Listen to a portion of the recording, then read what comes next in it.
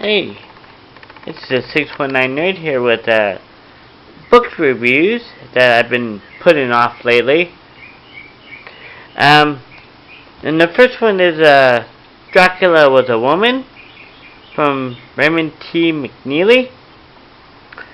Okay, it's basically the search of the blood countess of Transylvania, Elizabeth Berkeley, but it's pronounced something else and it's hard to explain, so let's not get into that. And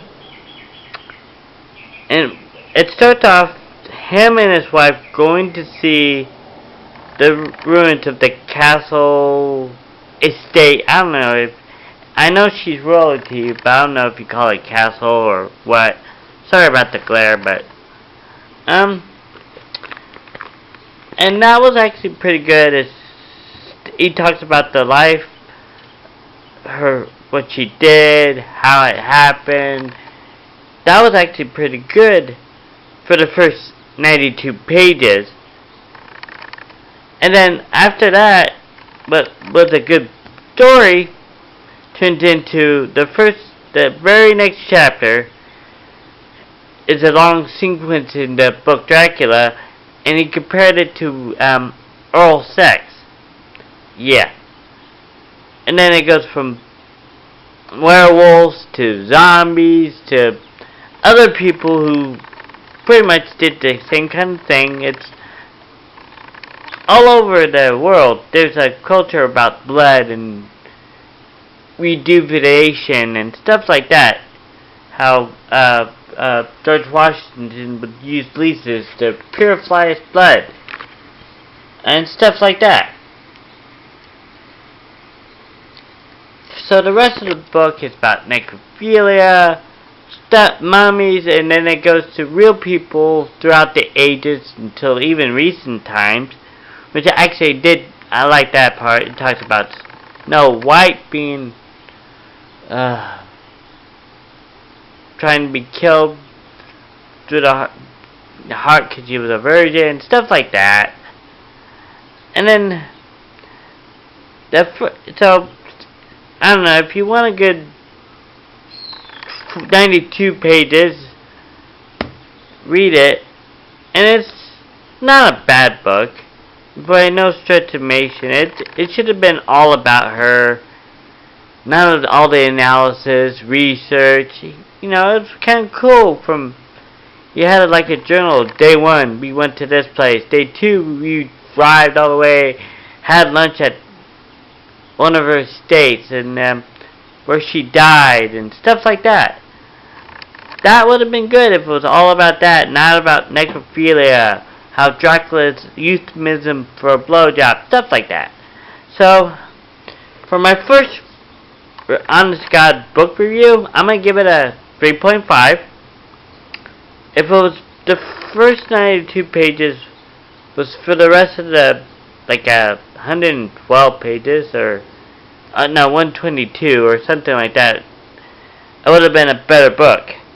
So 3.5. It is what it is.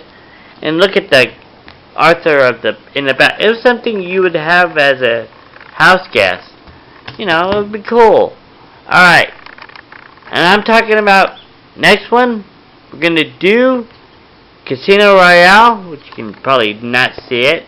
And I'm talking about the real honest to good book version that my mom got for me for Christmas 4 or 5 years ago. So I finally finished it. Everybody knows that James Bond's the swab, secret agent, the gentleman agent, MI6, 007. But this is the first book of even Ian Fleming said that James Bond looks like Kobe Carmichael. Kobe Carmichael, thank you.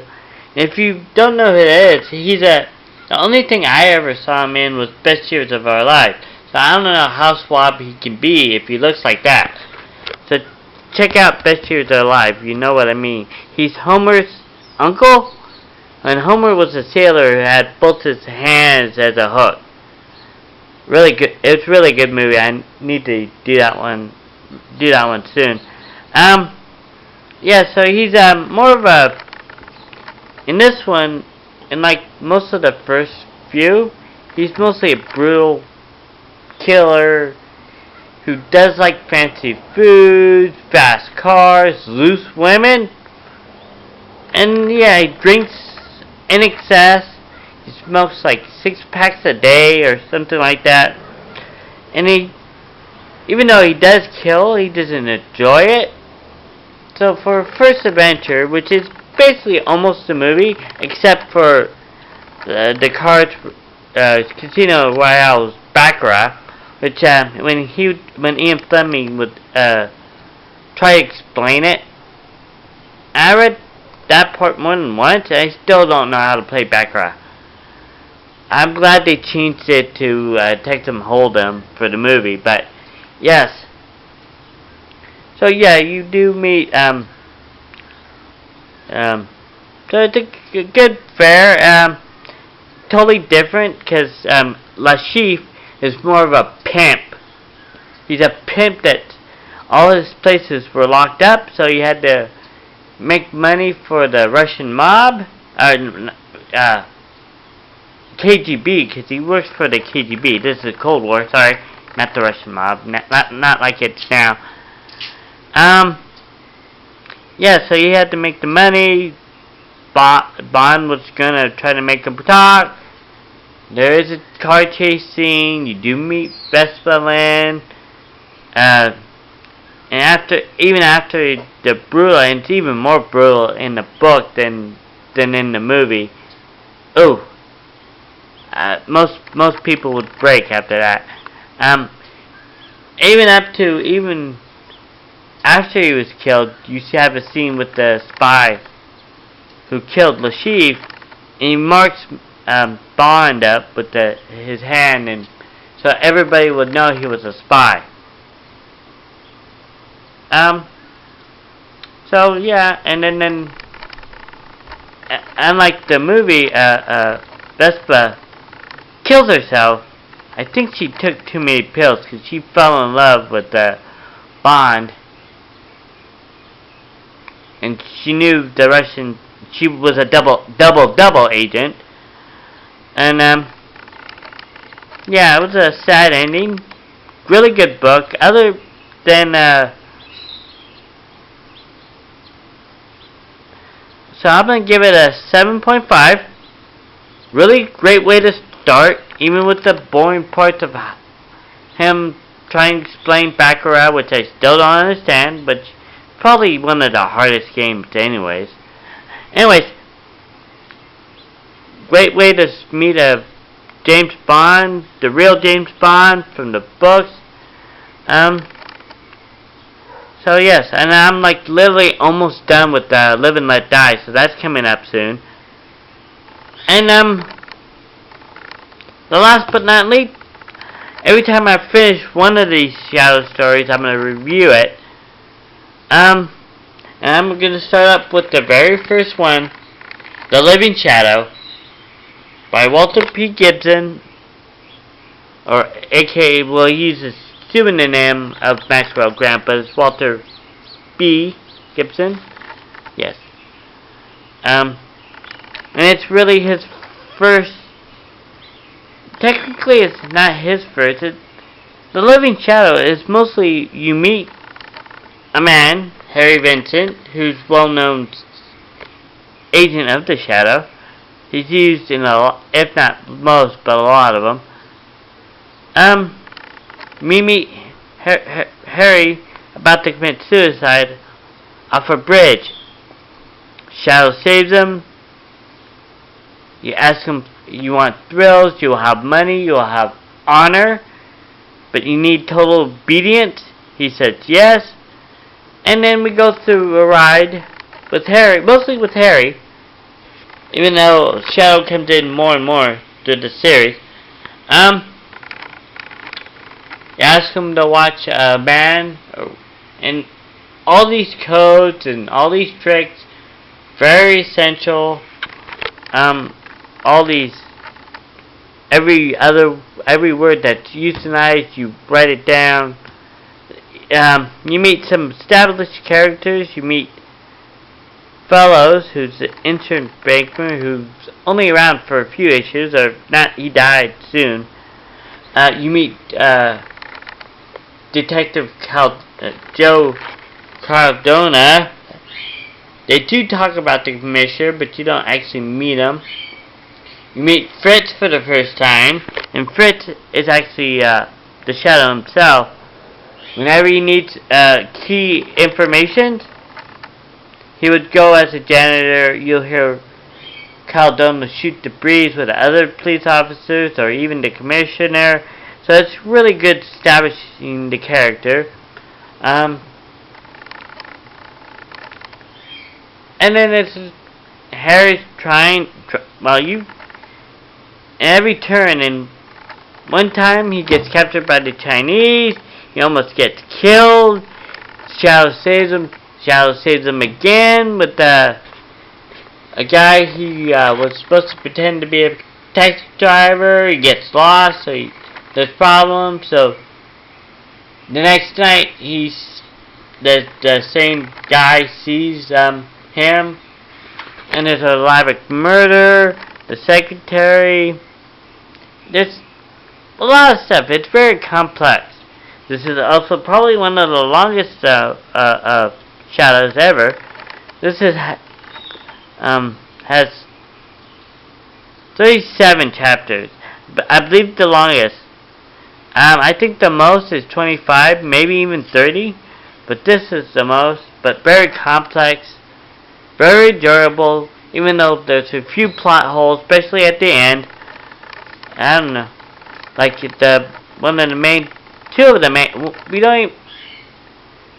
Okay, calm down. Slow it down. Slow your roll. This is a review. Slow your roll.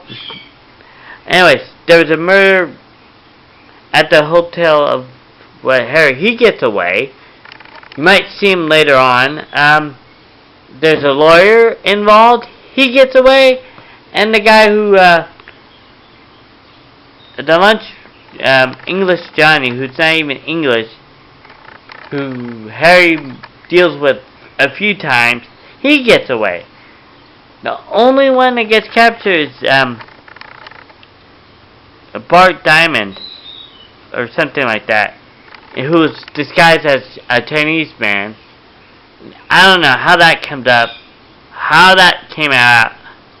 It comes out of nowhere, even though the police believe he's dead, but he gets captured, but he will be in another one way down the line.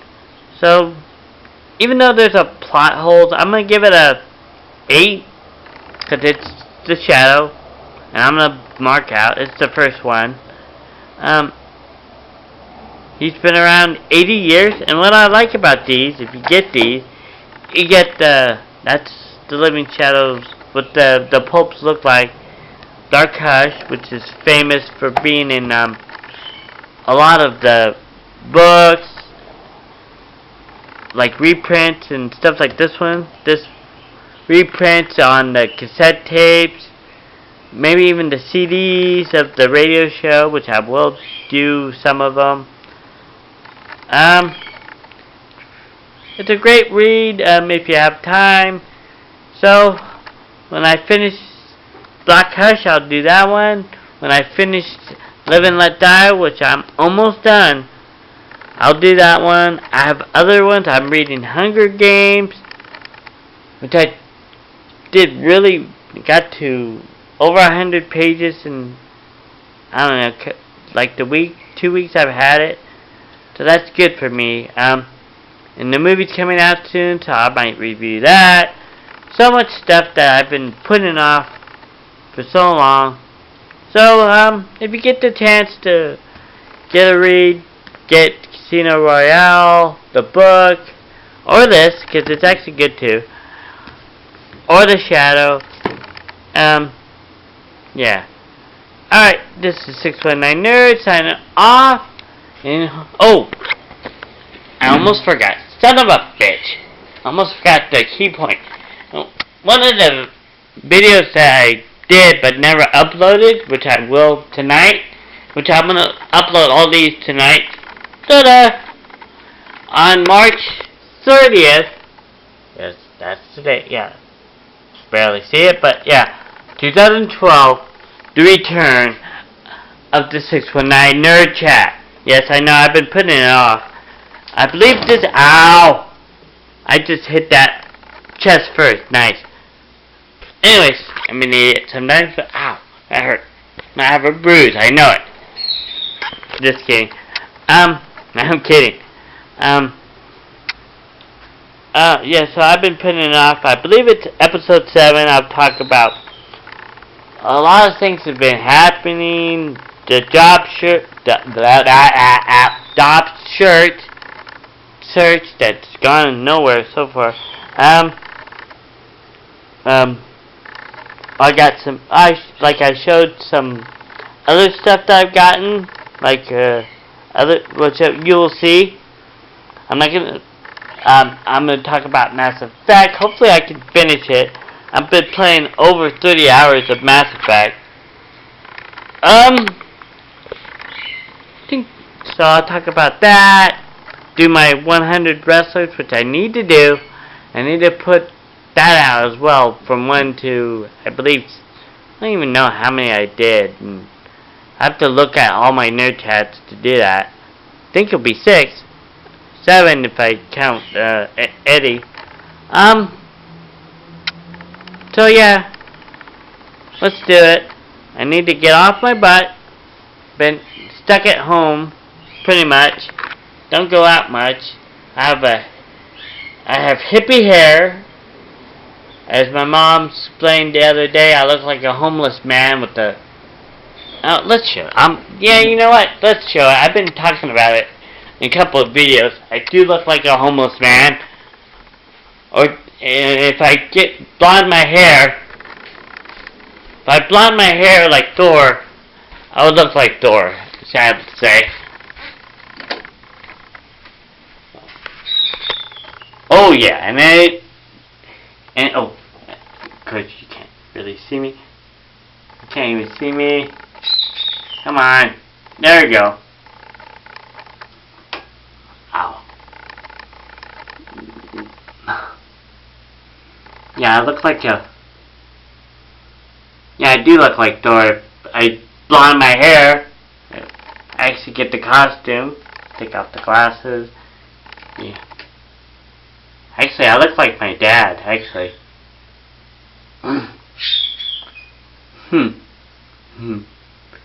Yeah, I do look like my dad. Seriously. So T has curlier hair, and I look like a girl in the back. Yeah, it curves. Yeah, I didn't expect. Oh, see the food on my shirt. Yeah, so yeah, I look like a stoned out hippie, which I never actually smoked pot before. I do drink a little, but not much. Yeah, there's not much else to say. So I'll see you next time for more reviews. Yeah, I need to get used to holding the camera like this. Alright, this is 619 Nerd, the hippie / Thor. I'm signing off now.